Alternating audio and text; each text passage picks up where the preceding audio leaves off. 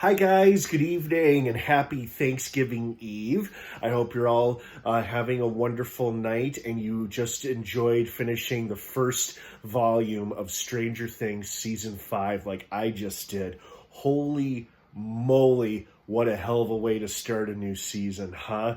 And it was fantastic. Oh my goodness. So to be clear, I'm going to be talking about the first 4 episodes of Stranger Things Season 5, all of which dropped earlier this evening on Netflix. I just finished the 4th episode, which is the last one for now, and then the next installment of episodes comes Christmas Day. So I'm here to talk about what I thought of those first 4 episodes and how much I immensely enjoyed it. Holy God, was that great. So again, huge spoiler warning. Spoilers are going to be sprinkled throughout this entire video. So if you're currently watching Stranger Things Season 5, Volume 1, and you haven't finished it yet, you do not want to keep watching or listening to this video, as I will be discussing massive spoilers. I'm not kidding. If you're not caught up on Stranger Things Season 5 by the first 4 episodes, or if you're watching Episode 1 or Episode 2, don't keep watching or listening to this video. I will be discussing spoilers from all 4 episodes. That being said, you have been warned. Let's dive right back into it. So, I jotted down some notes here to remind myself what to talk about when talking about what I loved about the first 4 episodes so far. I love Dustin wearing the Hellfire shirt to honor Eddie. I did not like watching him get his ass kicked. That was hard to watch. I felt bad for him. Although he kind of took it like a champ because he is a little badass. Robin being a radio shock jock was delightful and an awesome reveal, and how she kind of recapped for the audience about how things are in Hawkins, being under military quarantine and nobody can really leave and they're all kind of trapped there.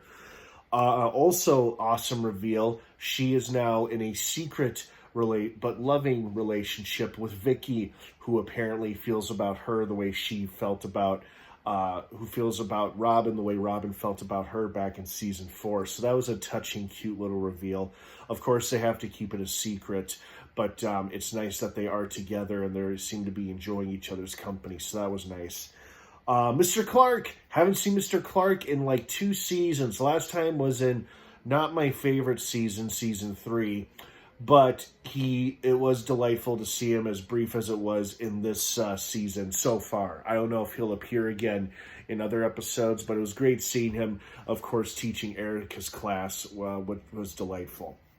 I like how the squad had a routine in searching for Vecna, because it sounds like they had been doing this many times, where they wait for a military convoy to go into the Upside Down, Hopper sneaks in, Elle is his backup, and that's how they're looking for Vecna.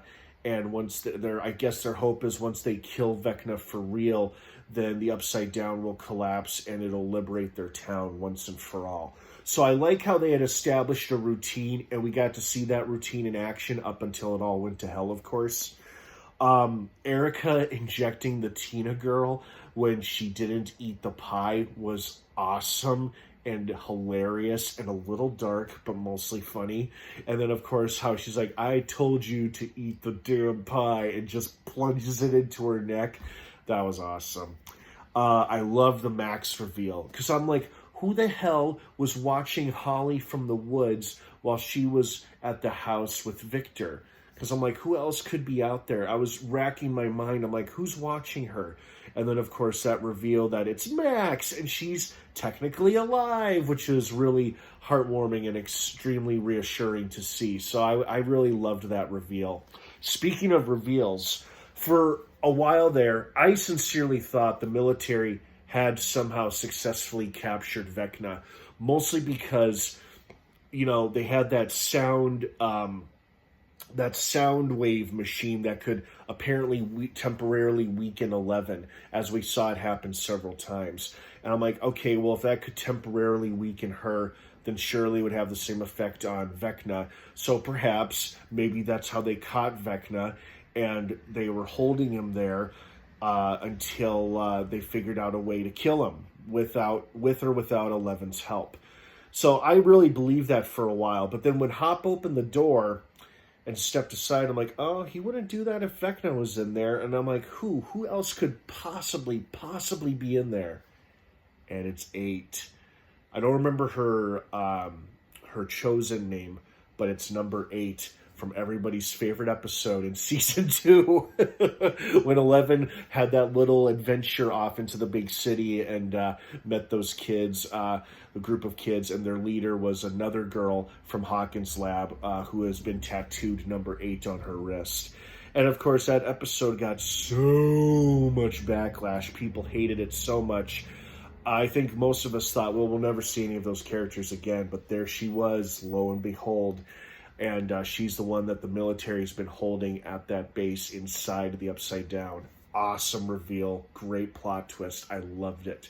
Speaking of twists, I really loved how Will uses Robin's advice when it comes to dealing with his feelings for Mike. He's able to apply that in this life or death situation when he realizes he can tap into himself, his potential.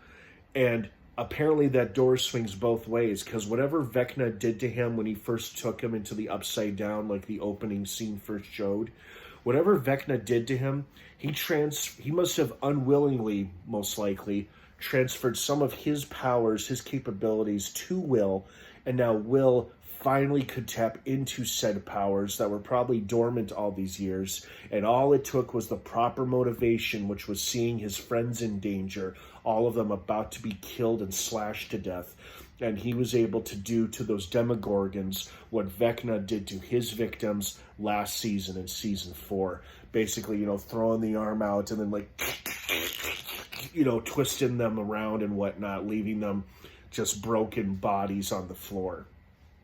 So, with this reveal, which was awesome, of Will now gaining 11 type powers, or powers like 11 and Vecna, and the number 8 being revealed to be the captive in the military base in the Upside Down, we may have gotten a glimpse of Vecna's eventual hopeful defeat, which is 11 may not be strong enough to take him on alone. But with the combined strength of 8 and Will, all 3 of them using their powers on Vecna, could probably vaporize his ass. But who knows? Maybe the Duffer Brothers are going to surprise us again with some other way to kill Vecna. I don't know. And holy shit, can we talk about that fantastic action sequence where the Demogorgons attack the military base in Hawkins? Oh my God, was that fun and satisfying and exciting to watch. I could see why. I don't remember which Duffer brother it was, but I was watching a clip online where they were being interviewed, and the Duffer brothers, whoever it was, one of them said, I'm really proud of what we did with episode 4, and I'm proud of what we did with episode 8 being the series finale. So he was excited for people to see episodes 4 and episodes 8. And what I'm hoping what that means is that I'm really hoping this isn't the only awesome action-packed spectacle sequence we get out of this season. I'm really hoping we get a similar scene, or if not a similar scene, a better scene later in the next batch of episodes, or the series finale itself, where we see an all-out battle between Demogorgons, Demodogs against our heroes and the military, assuming they join forces. I don't know. Whatever happens, I would love to see another action scene just like this, if not slightly better than what we just got. Because holy shit, that was fun to watch. I absolutely loved it. It was satisfying. It was action-packed. I love seeing the Demogorgons just ripping the military to shreds while our characters kind of try to sneak their way out of there. It was very exciting. I absolutely loved it. That whole episode 4, was pretty fantastic, and I can see now why the Duffer Brothers were so excited for us, the audience, to watch it, because that was incredible. These first 4 episodes were incredible. Oh my God, the Demogorgons attacking the Wheeler house, and Ted actually putting up a fight, like being a man and trying to defend his family. Hats off to him. Still got hurt, but hats off to him for effort.